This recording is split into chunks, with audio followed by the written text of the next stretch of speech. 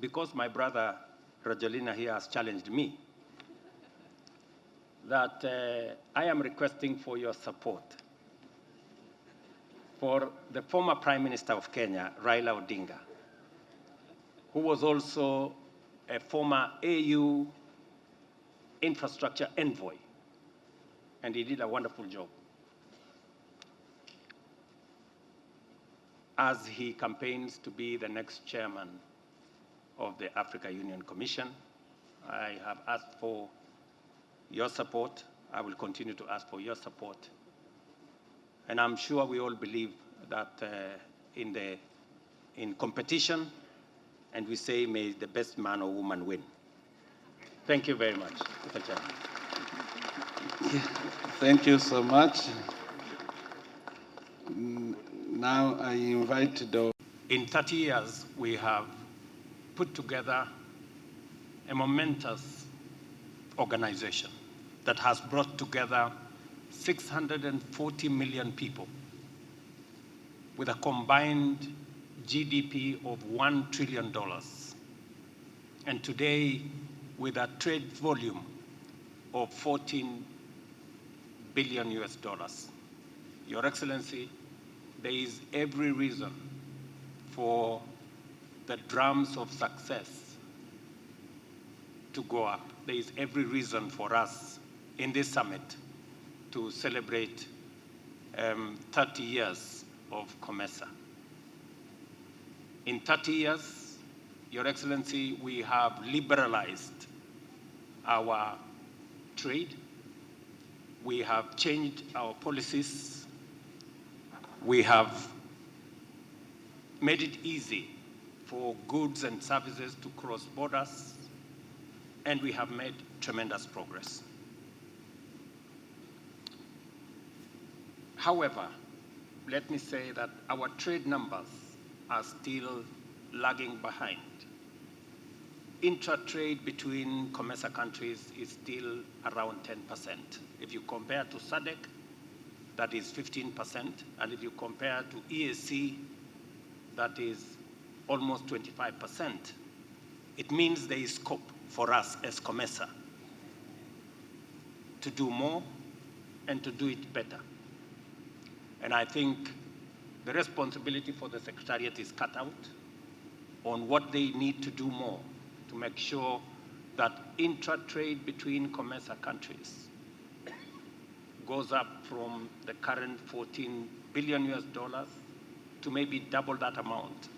Just for comparison, intra-trade volume between the 8 EAC countries is 14 billion, compared to the same 14 billion US dollars for 21 countries of COMESA. It means there is scope for us to cover.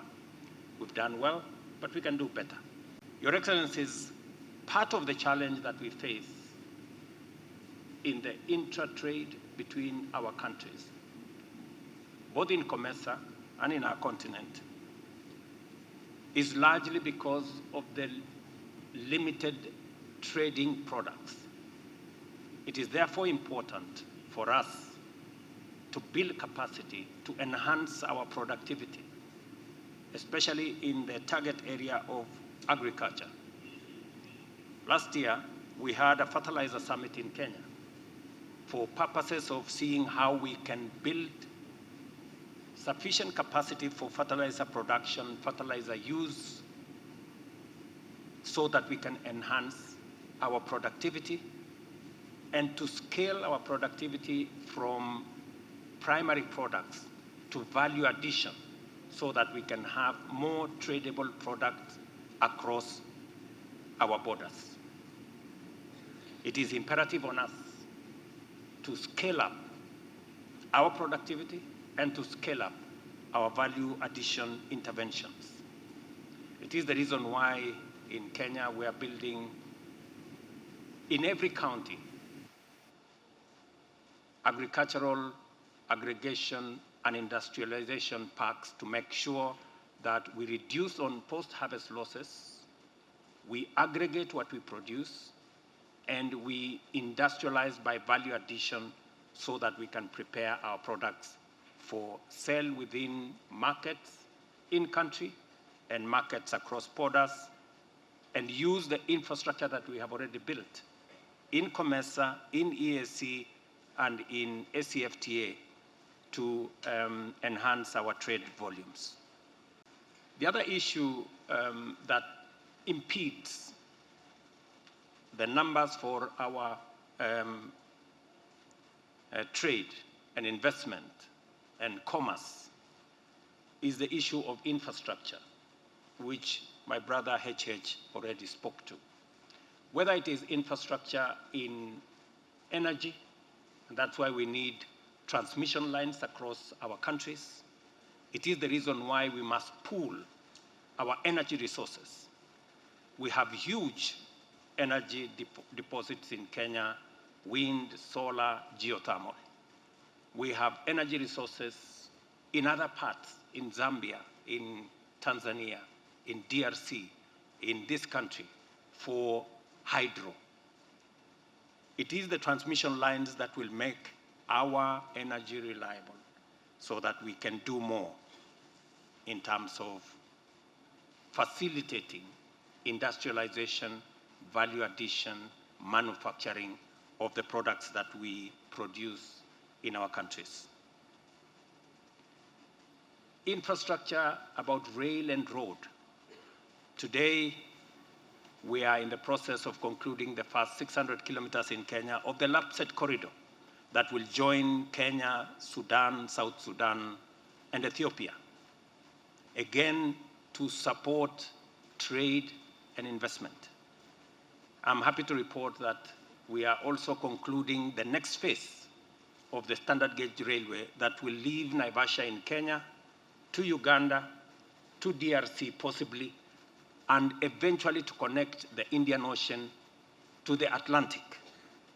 It is our hope that we can together build these pieces of infrastructure so that we can remove the hurdles to our trade of goods that is occasioned by lack of infrastructure.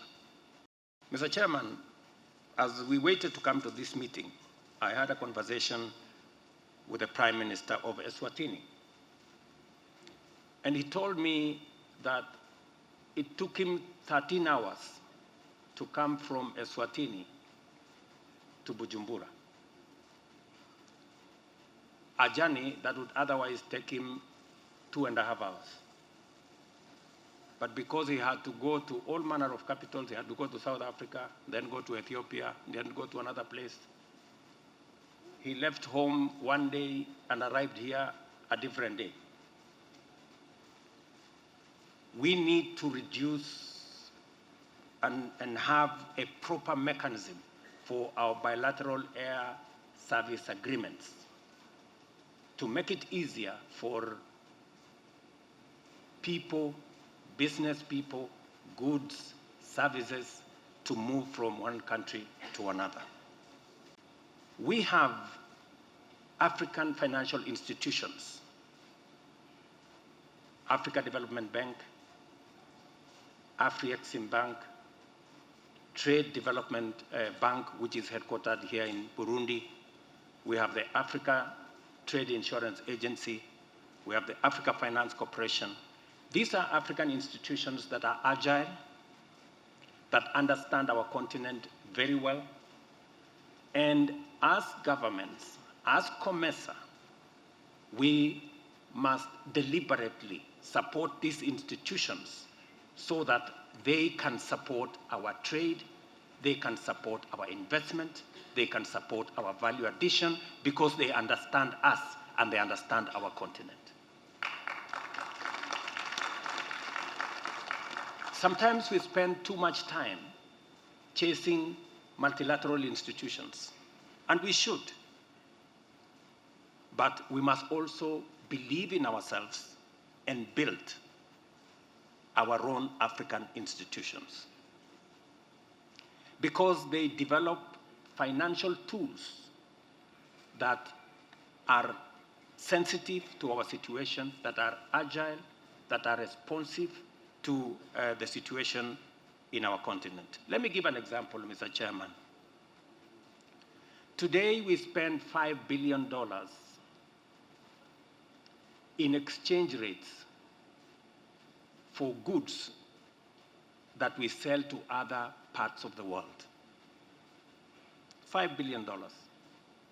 Afrexim Bank has developed a financial tool using known as the Pan-African Payment and Settlement System.